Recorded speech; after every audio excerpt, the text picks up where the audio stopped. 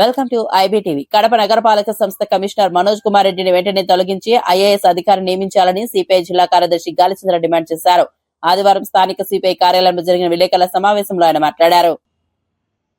2018 group 1 notification ద్వారా నియామకమైనటువంటి 26 మంది ఆర్డీఓలు, 22 మంది డిఎస్పీల పైన వీళ్ళను పూర్తిగా పక్కన పెట్టి వీళ్ళ స్థానం నుంచి దిగువ శ్రేణికి మార్చి తద్వారా సిట్టు దర్యాప్తు ద్వారా పూర్తి విచారణ జరిపించిన తర్వాత ఏదైనా లోపాలు ఉంటే చర్యలు తీసుకోవాలని చెప్పి హైకోర్టు ఉత్తర్వులు విడుదల చేసింది.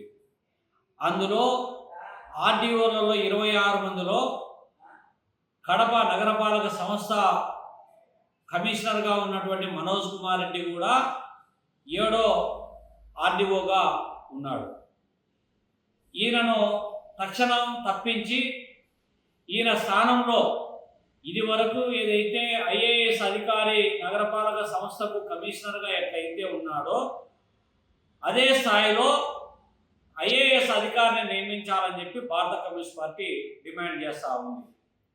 ఎందుకంటే ఐఏఎస్ అధికారిగా ఉండడం ద్వారా కడప నగరంలో అభివృద్ధి చేయడానికి, నిర్ణయం తీసుకోవడానికి ఎలాంటి రాజకీయ ప్రయోజనాలు, రాజకీయ ఒత్తిళ్లు లేకుండా ఉండడానికి ఆస్కారం ఉంటుంది. గత కమిషనర్కు ఇప్పుడు వచ్చినటువంటి కమిషనర్కు ఉన్నటువంటి తేడా మనం ఒక్కసారి గమనిస్తే,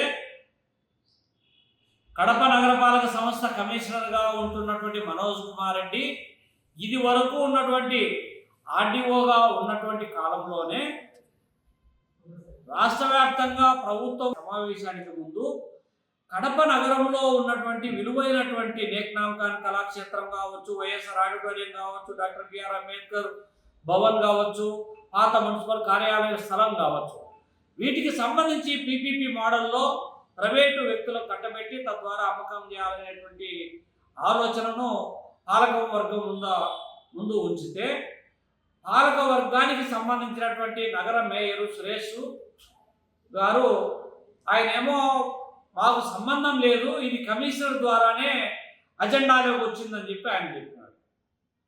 చెప్పడం అంటే కమిషనర్ గారు ఎక్కడ అడుగు పెట్టినా సరే విలువైనటువంటి భూములను అధికార పార్టీ నేతలకు కట్టబెట్టాలా అనేటువంటి ఆలోచన తప్ప అడ్మినిస్ట్రేషన్ పైన కానీ, డెవలప్మెంట్ పైన కానీ ఎక్కడే కానీ దృష్టి పెట్టేటటువంటి పరిస్థితి ఇవాళ లేదు.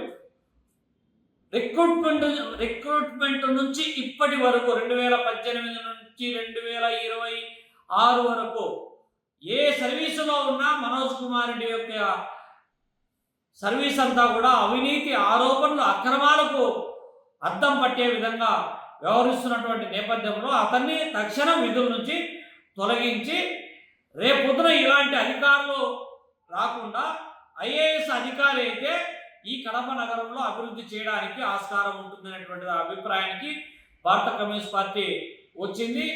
అందుకోసం చంద్రబాబు నాయుడుకు ఏమాత్రం కడప జిల్లా పైన కానీ, కడప పైన కానీ ఏమాత్రం చిత్తశుద్ధి ఉన్నా కడప నగరపాలక సంస్థకు ఐఏఎస్ అధికారిని నియమించాలి. ఆ నియమించడం కోసము భారత కమ్యూనిస్ట్ పార్టీ అనేక రూపాలలో ఒత్తిడి చేస్తాం, ఆందోళన చేస్తాం, అన్ని పక్షాలను ఏకం చేస్తామని చెప్పి కూడా ఈ సందర్భంగా తెలియజేస్తా ఉన్నాం.